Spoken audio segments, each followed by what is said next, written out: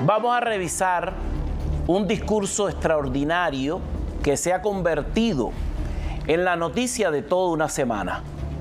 En Europa, en la conferencia de seguridad de Múnich, estuvo presente el vicepresidente de los Estados Unidos, J.D. Vance.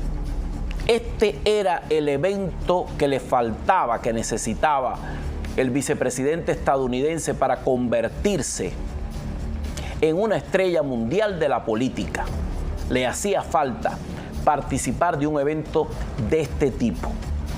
Expectantes quienes lo vieron como el niño pobre que llegó a senador y en el primer periodo ya transitó a la oficina oval, quienes lo miraban a lo lejos a través de los recortes de prensa en las cadenas estadounidenses, no esperaron que J.D. Vance iba a barrer el piso con los problemas de Europa, teniendo en su auditorio a los líderes de Europa. Les dijo todo lo que tenían que escuchar y su discurso estuvo en función de una línea argumental básica: los problemas de libertad de expresión que ha sufrido el pueblo europeo son responsables en gran medida de todo lo que les ha estado ocurriendo. La intromisión de gobiernos que quieren dirigir hasta el modo de vida del europeo en su casa le ha hecho mucho daño al crecimiento de Europa. Las políticas desmedidas de la agenda verde que han lastrado la productividad y la riqueza de un continente tan plural como extraordinario tienen que ver con todo lo que ha estado pasando en los últimos años en Europa. Les dijo de todo. Comenzó por hablar del tema de las libertades y los votantes y del tema de la migración, que es la principal crítica que tiene Europa para con los Estados Unidos. Europa dice que Washington está siendo muy cruel con la migración ilegal y criminal que entra en el territorio de los Estados Unidos.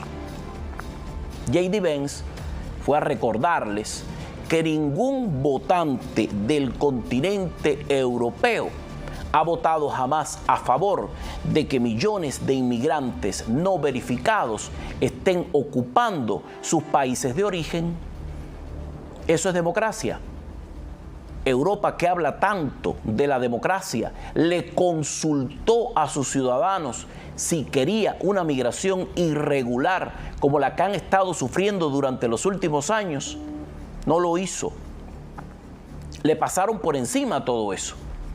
Sin embargo, convocan a una conferencia de seguridad global, lo hacen en Múnich, les toca el punto más serio a afrontar y tiene que ir en un rol de líder de la derecha y del mundo, el vicepresidente de los Estados Unidos. Locuaz, perfecto, pérfido, hiriente. Evidencia. El número de inmigrantes que ingresaron a la UE desde países no pertenecientes a la UE se duplicó entre 2021 y 2022 solamente. Y por supuesto ha aumentado mucho más desde entonces. Y sabemos que la situación no se materializó en un vacío. Es el resultado de una serie de decisiones conscientes tomadas por políticos de todo el continente y otros en todo el mundo a lo largo de una década. Ayer vimos los horrores causados por estas decisiones en esta misma ciudad. Y por supuesto no puedo mencionarlo de nuevo sin pensar en las terribles víctimas que tuvieron un hermoso día de invierno en Múnich arruinado. Nuestros pensamientos y oraciones están con ellos y permanecerán con ellos. Pero ¿por qué sucedió esto en primer lugar? Es una historia terrible, pero es una que hemos escuchado demasiadas veces en Europa y desafortunadamente demasiadas veces en los Estados Unidos también. Un solicitante de asilo, a menudo un joven de unos 20 años, ya conocido por la policía, embiste un coche contra una multitud y destroza una comunidad. ¿Cuántas veces Debemos sufrir estos terribles reveses antes de cambiar de rumbo y llevar nuestra civilización compartida en una nueva dirección. Ningún votante en este continente fue a las urnas para abrir las compuertas a millones de inmigrantes no verificados. Pero ¿sabes por qué sí votaron? En Inglaterra votaron por el Brexit. Y estén de acuerdo o no, votaron por ello. Y cada vez más en toda Europa están votando por líderes políticos que prometen poner fin a la migración descontrolada. Ahora, yo coincido con muchas de estas preocupaciones, pero no tienes que estar de acuerdo conmigo. Solo creo que a la gente le importa su hogar, les importan sus sueños, les importa su seguridad y su... Usa un término que es aplastante, se llama civilización compartida. No tienes manera de decir que él odia a los migrantes o que no está de acuerdo con la migración organizada. La civilidad y las civilizaciones deben compartir sus oportunidades entre sí. Pero yo te lo tengo que consultar. Yo no puedo decidir quién va a ir a pernoctar a tu casa. Los gobiernos de Europa lo han hecho. Han decidido a nombre de los europeos, sin hacerles la más elemental pregunta. Una herida fuerte les propinó J.D. Vance cuando dijo: nadie en Europa votó porque millones de migrantes estén ocupando los países de los que no son, de una manera irregular. Eso mismo ha estado pasando en los Estados Unidos. El enfoque que se da a las deportaciones, por ejemplo, que están ocurriendo con los criminales que entraron al territorio de los Estados Unidos, que mayormente han sido identificados como criminales y por eso han sido deportados. Eso ha generado un enfoque repulsivo. No digo yo que no hayan deportado a personas que en verdad tenían condiciones para readecuarse a las condiciones del modo de vida estadounidense. Yo entiendo que en este tipo de circunstancias muchas veces pagan justos por pecadores. Pero el enfoque que se está dando de la persona deportada, el chantaje emocional de ahora quién va a trabajar si están deportando a los deportables, es una postura que en verdad no engrandece la nobleza de la seguridad nacional. Hay una herida que le propina J.D. Vance a los líderes europeos. Nadie votó en Europa porque miles de migrantes entraran descontroladamente. Sin embargo, millones de ingleses sí votaron en el Reino Unido por el proceso que los separó de Europa. ¿Por qué? Porque Inglaterra no comparte este ideal de civilización compartida sin una regulación del tema migratorio.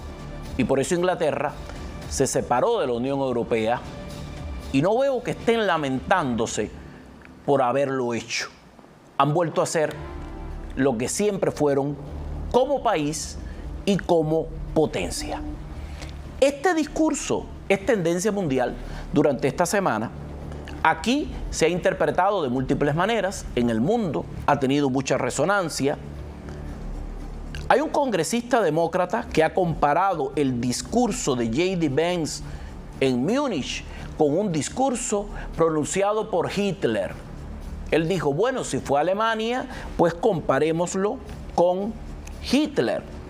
Dijo, por supuesto, en MSNBC, que es la cadena de televisión que se presta para este tipo de interpretaciones, lo dijo Seth Moulton, que es congresista por Massachusetts.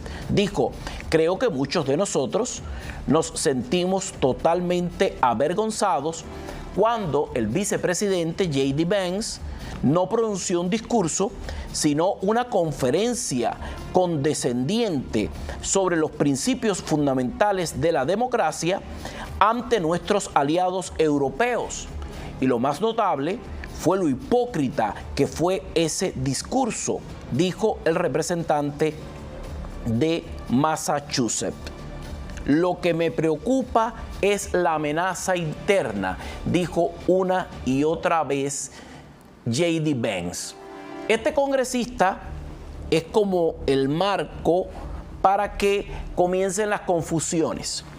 Después que gente así aparece, entonces aparecen los papagayos que necesitan lecciones históricas. Una de las primeras papagayas de la semana fue la moderadora de la cadena CBS, que tuvo una conversación con Marco Rubio. Ella, cuando vio todo este material que vino de Europa, encontró un razonamiento que le golpeó la cabeza. Según ella, el problema principal que generó la entronización de Hitler y los nazis fue el exceso de libertades, de libertad de expresión, de mensajes que generaron este tipo de problema. Inmediatamente el senador Marco Rubio le salió al paso y le dijo: no, estás equivocada, esa no es la historia, eso no fue así. No puedes estar tú satanizando las libertades fundamentales ahora para establecer una comparación traída por el pelo. O sea, ella que escuchó al congresista diciendo o Hitler o J.D. Vance, se bajó este disparate. Te lo recuerdo. Evidencia. Well, he was standing in a country where free speech was weaponized to conduct a genocide.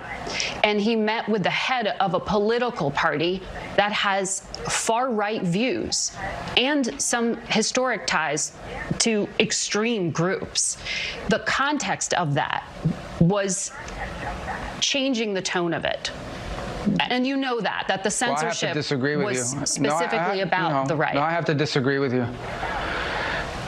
Free speech was not used to conduct a genocide. The genocide was conducted by an authoritarian Nazi regime that happened to also be genocidal because they hated Jews and they hated minorities and they hated those that they had a list of people they hated, but primarily the Jews.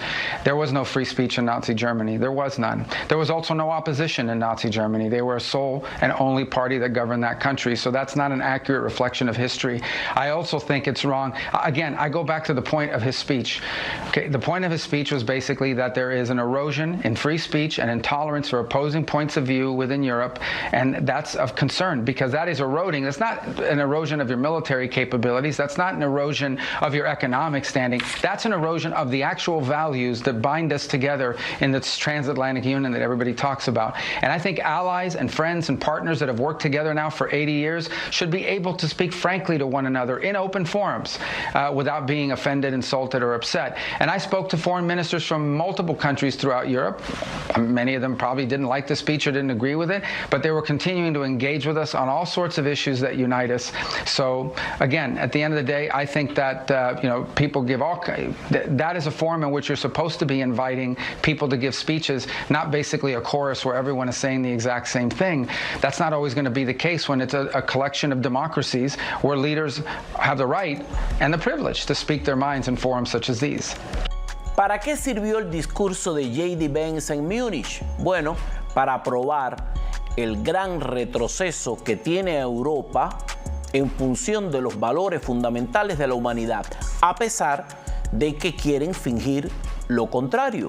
Europa ha retrocedido mucho en estos términos y los procesos que se están gestando en Europa le están enviando una respuesta concreta a las autoridades para que entiendan lo que está pasando. Sin embargo, quienes no quieren ver, especialmente este congresista de Massachusetts, insiste en que el discurso de J.D. Vance en Europa fue muy peligroso. Evidencia. with Ukraine. We stand with Ukraine. We do not approve of the administration's moves to negotiate just with Russia. We don't approve of what Secretary Hegseth, the Fox News personality, did just a day before, basically selling out the Ukrainians by giving away our biggest leverage in the negotiation, saying that it was unrealistic for Ukraine to get its sovereign borders back and for Ukraine to ever join NATO. So what the delegation was trying to do is make up for the administration, but the result was chaos. And our European leaders, with whom we have stood strong in NATO to prevent wars in Europe ever since World War II, they feel really lost and they feel abandoned as allies. And what's most dangerous about this is what one Republican advisor told me after the speech was that, a lot of us were talking about how it was embarrassing, how it was out of touch, how it was selling out the Ukrainians. But he said to me, Seth, if you listen carefully, it's actually much deeper and darker. He was talking about the enemy within. This is some of the same language that Hitler used to justify the Holocaust. Just after the speech, Vice President Vance went to the old Nazi Party headquarters in Munich to meet with the leader of the modern-day neo-Nazi party in Germany. So what was bad at Munich could actually get worse. This is a very, very dangerous administration. I think our European allies are just coming to terms with it. The Republicans in Congress have yet to find the courage to do something about it back here at home. Coincido con el representante de Massachusetts en una línea. Esto podría empeorar más. Si no, esto va a empeorar más, señor. Va a empeorar porque más que un discurso contra los líderes europeos de la izquierda, lo que hizo J.D. Vance fue hacerle una advertencia histórica a Europa. Les ha dicho, por culpa de estas políticas, Europa, por lo visto, cada vez está cayendo más en el autoritarismo, que es lo que pasa, que son las decisiones trascendentales de las naciones que no se consultan, porque son como un bloque. Y lo que interesa más a ciertos sectores del bloque es lo que se mueve sin importar para nada lo que esté pensando todo el continente. ¿Por qué nuestros aliados o cualquier persona debe sentirse irritada o irritado por el esplendor de la libertad de expresión? Cuando una persona teme de la libertad de expresión, es una persona mediocre sobre todas las cosas, o es una persona temerosa que no quiere que haya ningún cuestionamiento de la realidad a la que quiere atornillarse. Después de todos estos sucesos, el secretario de Estado, Marco Rubio, reaccionó, tuvo que sacar la cara por la gran polvareda que generó no solo en Europa, sino en el mundo y en los Estados Unidos, este discurso tan importante de J.D. Vance. ¿Qué fue lo que dijo Marco Rubio después del discurso de J.D.? Evidencia. Why would our allies or anybody be irritated by free speech and by someone giving their opinion? We are, after all, democracies. The Munich Security Conference is largely a conference of democracies in which one of the things that we cherish and value is the ability to speak freely and provide your opinions. And so I think if anyone's angry about his word, they don't have to agree with him, but to be angry about it, I think actually makes his point. I thought it was actually a pretty historic speech, whether you agree with him or not. I think the valid points he's making to Europe is we are concerned that the true values that we share, the values that bind us together with Europe, are things like free speech and democracy and our shared history in winning 2 world wars and defeating Soviet communism and the like. These are the values that we shared in common. And in that Cold War, we fought against things like censorship and oppression and so forth. And when you see backsliding, and you raise that, that's a very valid concern. We can't tell them how to run their countries. He simply expressed in a speech his view of it, which a lot of people frankly share. And I thought he said a lot of things in that speech that needed to be said. And honestly, I don't know why anybody would be upset about it. People are allowed, you don't have to agree with someone's speech. I happen to agree with a lot of what he said, but you don't have to agree with someone's speech to at least appreciate the fact they have a right to say it, and that you should listen to it and see whether those criticisms are valid. I assure you, the United States has come under withering criticism on many occasions from many leaders in Europe, and we don't go around throwing temper tantrums about it. valores compartidos contra la censura.